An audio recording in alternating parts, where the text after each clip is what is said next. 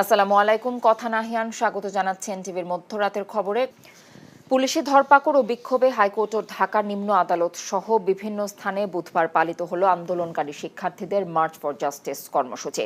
এ সময় হাইকোর্টের সামনে থেকে অন্তত 10 জন শিক্ষার্থীকে আটক করে পুলিশ। 9 দফা দাবি না মানা পর্যন্ত রাজপথে আন্দোলন চালিয়ে যাবার হুঁশিয়ারি দেন তারা। বিক্ষোভ মিছিল করে বিএনপিপন্থী আইনজীবীরাও। Apple শাহরিয়ারের report.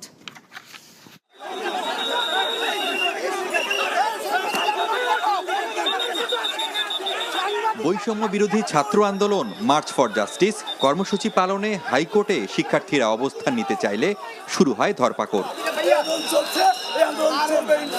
পুলিশ যখন শিক্ষার্থীদের ভ্যানে তুলে নিচ্ছে ঠিক তখনই কয়েকজন ছাত্রী সেখানে দাঁড়িয়ে প্রতিবাদ জানায়।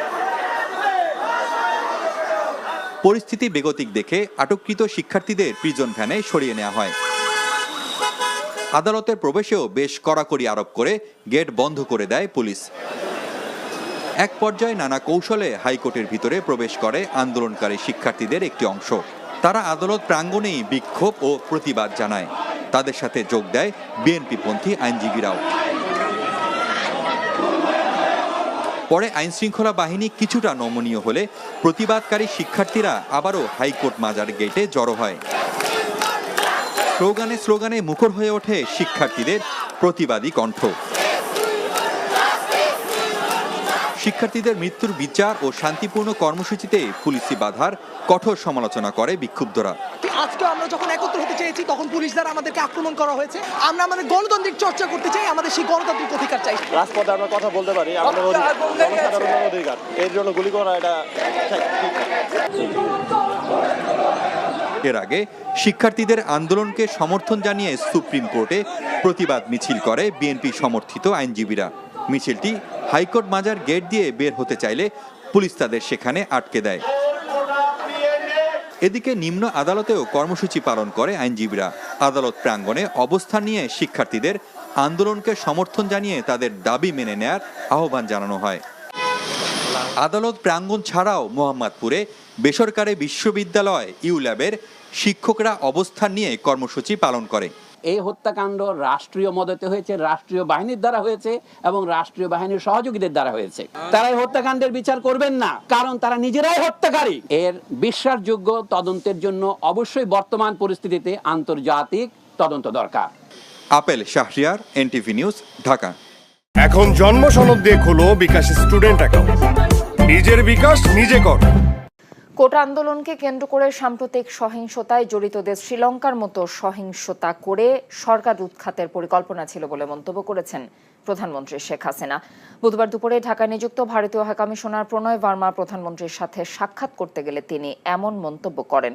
প্রধানমন্ত্রীর প্রেস সচিব মোহাম্মদ নাইমুল ইসলাম খান সাংবাদিকদের জানিয়েছেন, প্রধানমন্ত্রী বলেছেন এটি কোনো সাধারণ আন্দোলন ছিল না, এক পর্যায়ে প্রায় সন্ত্রাসী আক্রমণের মতো হয়ে যায়। ভারতের হাইকমিশনার বাংলাদেশের সাম্প্রতিক সহিংসতায় জীবন ও সম্পদ হানির ঘটনায় শোক প্রকাশ করেন। ধারাবাহিকভাবে পরিস্থিতি স্বাভাবিক হওয়া এবং অর্থনৈতিক কার্যক্রম স্বাভাবিক অবস্থায় ফিরে আসাকে স্বাগত জানিয়েছেন প্রণয় ভার্মা। এর আগে জাতীয় মৎস্য সপ্তাহ উপলক্ষে প্রধানমন্ত্রী গণভবন পুকুরে মাছের পোনা অবমুক্ত করেন।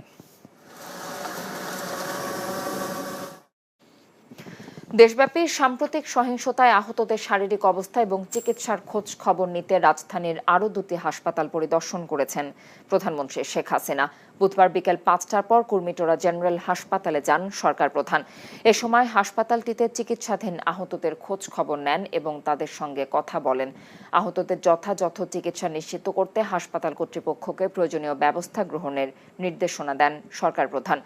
আঘাতের তীব্রতা দেখেও হামলার নৃশংসতার কথা শুনে প্রধানমন্ত্রী আবেগপ্রবণ হয়ে পড়েন। এরপরে তিনি Mohakhali national institute of diseases of the chest and হসপিটালে আহতদের দেখতে যান। গত কয়েকদিনে পঙ্গু হাসপাতাল, ঢাকা মেডিকেল কলেজ হাসপাতাল, বঙ্গবন্ধু শেখ মুজিব মেডিকেল বিশ্ববিদ্যালয় হাসপাতাল, রাজারবাগে কেন্দ্রীয় পুলিশ হাসপাতাল পরিদর্শন করেন এবং চিকিৎসাধীন আহতদের খোঁজখবর নেন।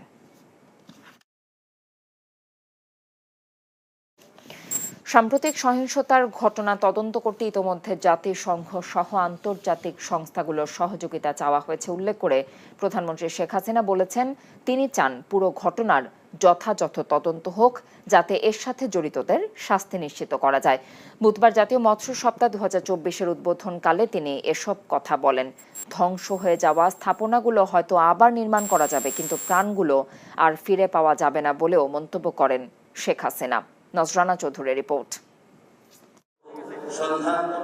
মৎস্য ও প্রাণী সম্পদ মন্ত্রণালয়ের উদ্যোগে রাজধানীর বঙ্গবন্ধু আন্তর্জাতিক সম্মেলন কেন্দ্রে এক অনুষ্ঠানের আয়োজন করা হয়।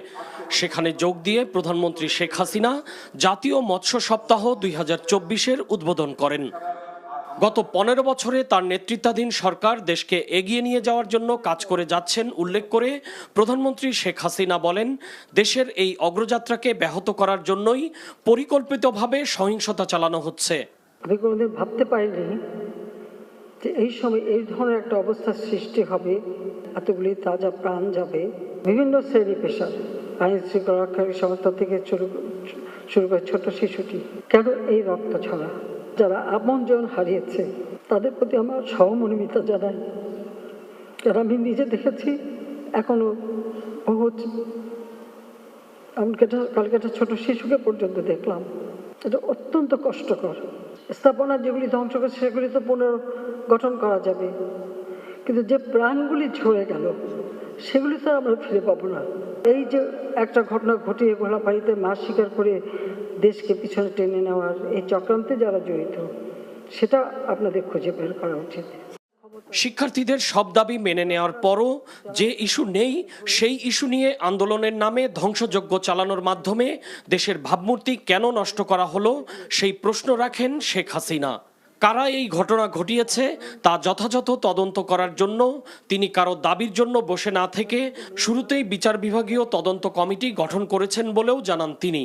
কারো দাবির অপেক্ষা আমি রাখিনি, আমি তার আগেই জুডিশিয়াল কমিটি করে দিয়ে, এবং আজকে আবার আমি নির্দেশ দিয়েছি, আমরা একজন জজ সাহেবকে দিয়ে করেছিলাম, সেখানে আমি বলেছি আরও 2 জন লোকবল বৃদ্ধি করে দিয়ে এবং তার তদন্তের পরিধি বাড়ানো। সেই সঙ্গে আমরা জাতিসংঘের কাছে আবেদন করেছি, আন্তর্জাতিকভাবে বিভিন্ন সংস্থা আছে তাদের কাছে আমরা সহযোগিতা চাই যে এই ঘটনার যথাযথ সুষ্ঠু তদন্ত এবং যারা এর সঙ্গে দোষী তাদের সাজার ব্যবস্থা। আমি জানি যেটা আমার কোনো ঘাটতি ছিল না। গভীর সমুদ্রে মৎস্য আহরণের জন্য বিনিয়োগকারীদের প্রতি আহ্বান জানান প্রধানমন্ত্রী। নজরানা চৌধুরী, এনটিভি নিউজ, ঢাকা। এখন জন্ম সনদ দিয়ে খোলো বিকাশ স্টুডেন্ট অ্যাকাউন্ট। নিজের বিকাশ নিজে কর। সাবেক ছাত্র নেতাদের সাথে মত বিনিময় না করে মিডিয়ায় বক্তব্য দেয়ায় তোপের মুখে পড়েন আওয়ামী লীগ সাধারণ সম্পাদক ওবায়দুল কাদের। বক্তব্য শেষ হবার আগেই উপস্থিত ছাত্র নেতারা সভাস্থল ত্যাগ করে ক্ষোভ প্রকাশ করেন। বুধবার রাজধানীর বঙ্গবন্ধু এভিনিউয়ে দলীয় কার্যালয়ের সাবেক ছাত্র নেতাদের সাথে মত বিনিময় সভায় এই ঘটনা ঘটে। সেখানে ওবায়দুল কাদের অভিযোগ করেন 2013-14 সালের মতো বিএনপি জামায়াত পুনরায় আগুন সন্ত্রাস সংঘটিত করেছে, বিভিন্ন স্থাপনায় আঘাত এনেছে। পদ্মা সেতুতেও আঘাত হানার চেষ্টা চালালেও স্থানীয় আইনশৃঙ্খলা বাহিনীর বাধার মুখে তা ব্যর্থ হয়। অভিমান ভুলেই অপশক্তিকে আর প্রশ্রয় দেওয়া যাবে না জানিয়ে সবাইকে ঐক্যবদ্ধভাবে লড়াই করার আহ্বান জানিয়েছেন ওবায়দুল কাদের। 2013, 2014, 2015 সালেও এই নাশকতার বলি হয়েছে বাংলাদেশের অনেক মানুষ। বারবার চেষ্টা করেছে পদ্মা সেতুতে, মাওয়া প্রান্তে, জাজিরা প্রান্তে আগুন দিতে, কিন্তু স্থানীয় জনগণ পুলিশের প্রতিরোধের মুখে তারা সফল হয়। গণহত্যা চালিয়ে বর্তমান সরকার গণশত্রুতে পরিণত হয়েছে বলে মন্তব্য করেছেন বিএনপি মহাসচিব মির্জা ফখরুল ইসলাম আলমগীর। বুধবার এক বিবৃতিতে তিনি বলেন, যতই মিথ্যাচার করা হোক না কেন, কোনোভাবেই সরকার তার পতন ঠেকাতে পারবে না, কারণ ছাত্র আন্দোলনে জনবিচ্ছিন্ন হয়ে পড়েছে আওয়ামী লীগ। তিনি বলেন, শিক্ষার্থীদের আন্দোলন দমন করতে যেভাবে নির্বিচারে হত্যা করা হয়েছে তা আন্তর্জাতিক অপরাধ আদালতে বিচারযোগ্য। কোটা সংস্কার আন্দোলনে গুলি চালানোর প্রমাণ থাকার পরেও আইনশৃঙ্খলা বাহিনীর কর্মকর্তাদের গ্রেফতার না করে অপরাধীদের খুঁজে বেড়ানো এবং ধরিয়ে দেওয়ার আহ্বান উপহাস ছাড়া কিছুই নয়। তিনি আরও বলেন, ব্লক রেড দিয়ে ত্রাসের পরিবেশ তৈরি করা হলেও তা উপেক্ষা করে ছাত্ররা নতুন উদ্যমে আন্দোলন এগিয়ে নিচ্ছে জনগণের সমর্থনে।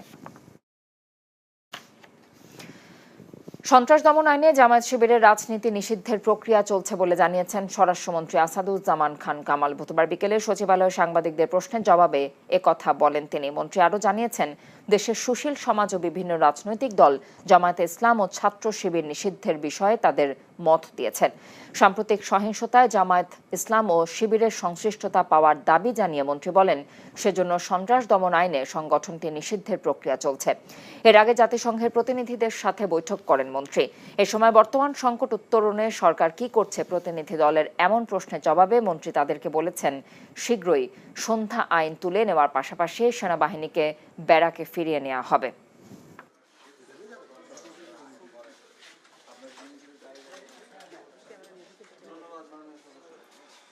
সুশীল সমাজের ডিমান্ড আছে, 14 দলের ডিমান্ড আছে, আমাদের রাজনৈতিক ডিমান্ড রয়েছে এবং এই অতি সম্প্রতি যে সমস্ত ঘটনাগুলি ঘটছে এইগুলির মধ্যে জামাত শিবিরের যে সম্পর্ক রয়েছে, এই সবগুলি মিলিয়েই সিদ্ধান্ত হয়েছে যে এই দলটাকে নিষিদ্ধ করার জন্য। সেই প্রক্রিয়াটি চলছে এবং যে কোনো সময় প্রক্রিয়াটা শেষ হলেই ঘোষণা হবে। আমরা মনে করছি খুব শর্ট টাইমের মধ্যেই আমরা কভার করতে পারবো। আমাদের সন্ধ্যা আইন যেটাকে বলে কারফিউ, সেটাও আমরা উইথড্র করতে পারবো এবং আর্মিও ব্যারাকে ফিরে যাবে খুব শর্ট টাইমের মধ্যেই, আমরা আশা করছি।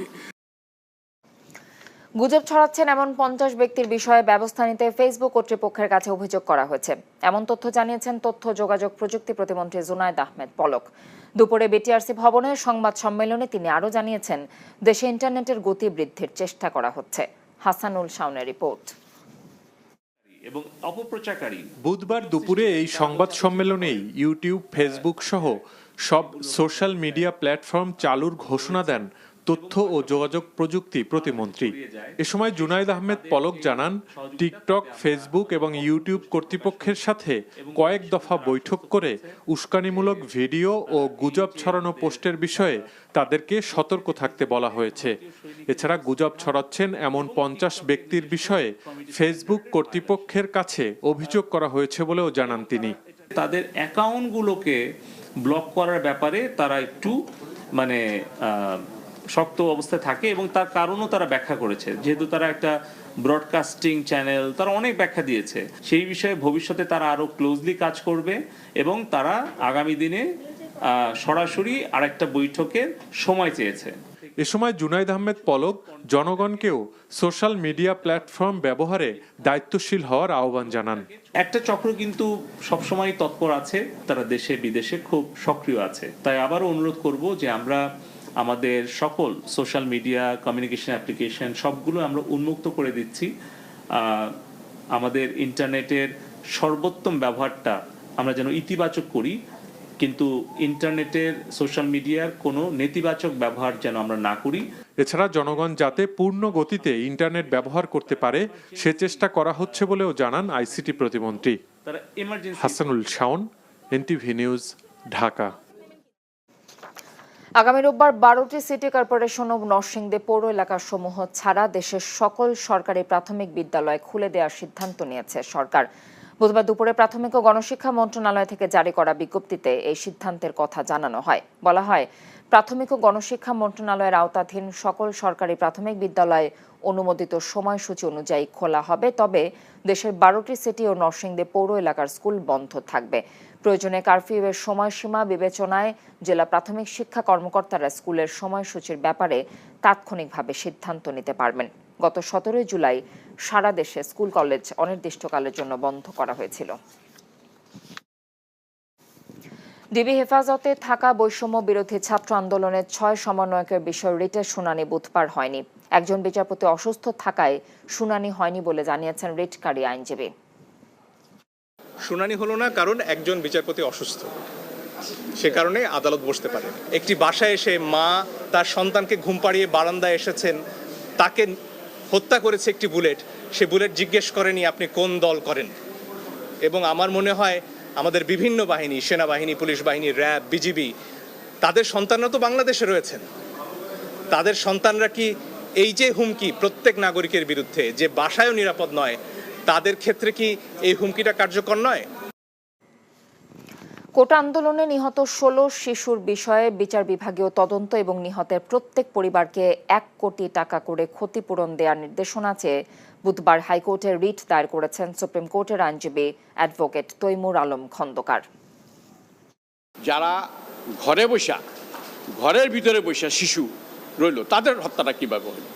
আমি তদন্ত চাই। জুডিশিয়াল ইনকোয়ারিতে 3 সদস্য বিশিষ্ট শিশু যারা মৃত্যুবরণ করছে, গুলিতে মৃত্যুবরণ করছে, তাদেরকে পিতামাতাকে প্রত্যেককে 1 কোটি টাকা করে ক্ষতিপূরণ দেওয়ার জন্য আমি সরকারের কাছে আবেদন জানায় রিট করছি। ঢাকা মহানগর গোয়েন্দা পুলিশের প্রধান অতিরিক্ত কমিশনার মোহাম্মদ হারুনুর রশিদকে বদলি করা হয়েছে। বুধবার এই বিষয়ে প্রজ্ঞাপন জারি করা হয়। এতে জানানো হয়, ডিবির অতিরিক্ত কমিশনার হারুনুর রশিদকে বদলি করা হয়।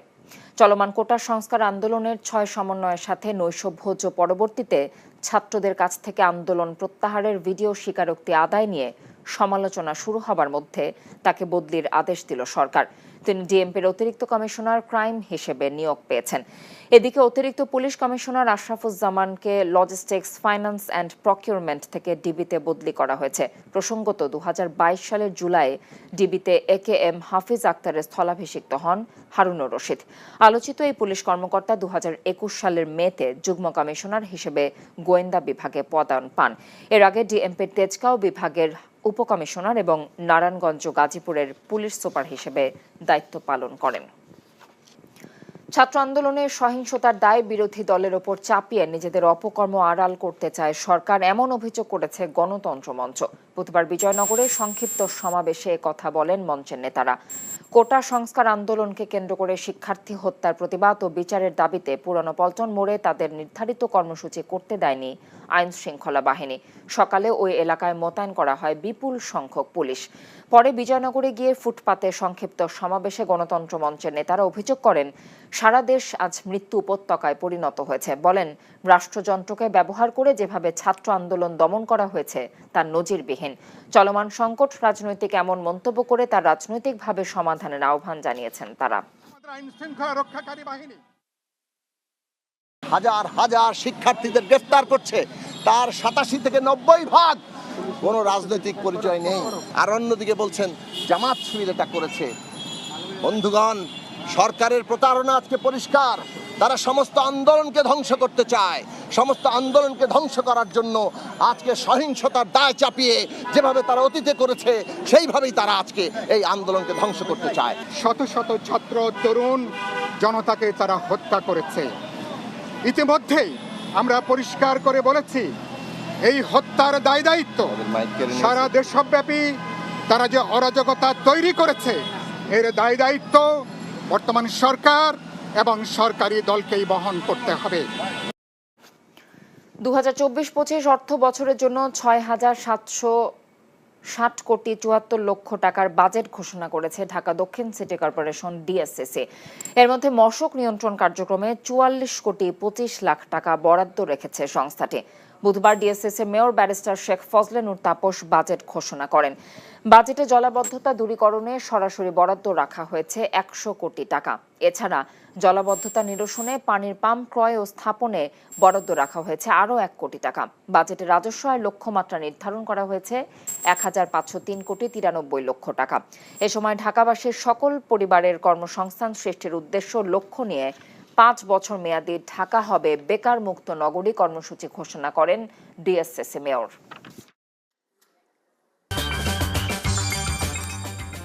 এই ছিল মধ্যাহ্নের খবরে, মধ্যরাতের খবরে। এই খবরের ভিডিও সহ আপডেট জানতে ভিজিট করুন NTV অনলাইন www.ntvbt.com। এছাড়াও NTVর জনপ্রিয় সব অনুষ্ঠান ও খবরের আপডেট জানতে ভিজিট করুন আমাদের ইউটিউব এবং ভেরিফাইড ফেসবুক পেজ। সকাল 7:30টায় সকালের খবর দেখার আমন্ত্রণ রইল। এতক্ষণ সাথে থাকার জন্য ধন্যবাদ সবাইকে।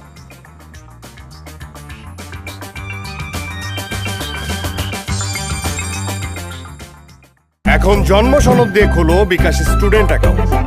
নিজের বিকাশ নিজে কর।